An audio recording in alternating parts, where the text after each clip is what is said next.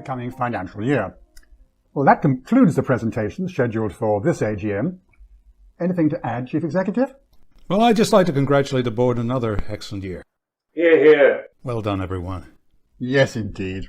So I can now open to questions from shareholders who will be joining us remotely this year. And I see the first one coming from the annoyingly ethical pension group. Your question, please.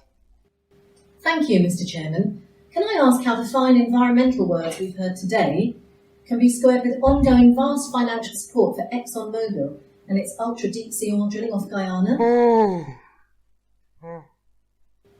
Billions more barrels of oil is the last thing the world needs, when existing reserves far exceed what can be used. So we're funding a company to drown itself in stranded assets. Isn't this like a new kind of predatory lending? I think you may have misunderstood the bank's involvement.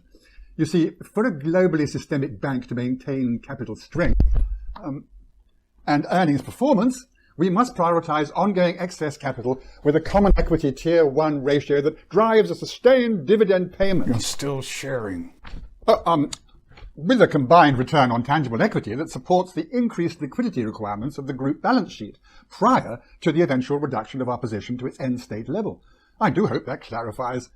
So no one would compare us to predators. Wouldn't you agree, Director? Yes, very clearly put. Anything further? It's not just ExxonMobil. We need to divest from fossil fuels overall. Coal power plants are closing across Europe, but Barclays has pumped billions into European coal in recent years. If disinvestment doesn't happen soon, profits will slump and you directors will be history. Well, our new energy policy does introduce finance restriction thresholds on thermal coal. And although the global macroeconomic environment has been greatly weakened by the pandemic, the underlying strength of our business and the resilience of our diversified model makes us very well placed to weather the storm. So I certainly hope we won't be history for a very long time. Chief Executive, would you like to add to that? I'd like to reassure shareholders that the board takes full personal responsibility for the bank's performance, and our resolution for alignment with the Paris Agreement underlines our commitment to decarbonisation. You don't seem to understand the urgency. That resolution changes virtually nothing now, has no exit date for coal, no restriction for fracking outside Europe, and vague, distant ambitions in place of targets. But right now, CO2 levels are their highest in 3 million years. We're on course for making much of the planet uninhabitable. Climate change is driving the loss of dozens of species every day.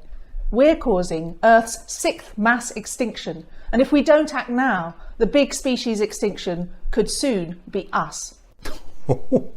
I'm sorry, I can only laugh at that kind of exaggerated doom-mongering. There's no danger of extinction for us. This isn't the Greenpeace AGM, you know.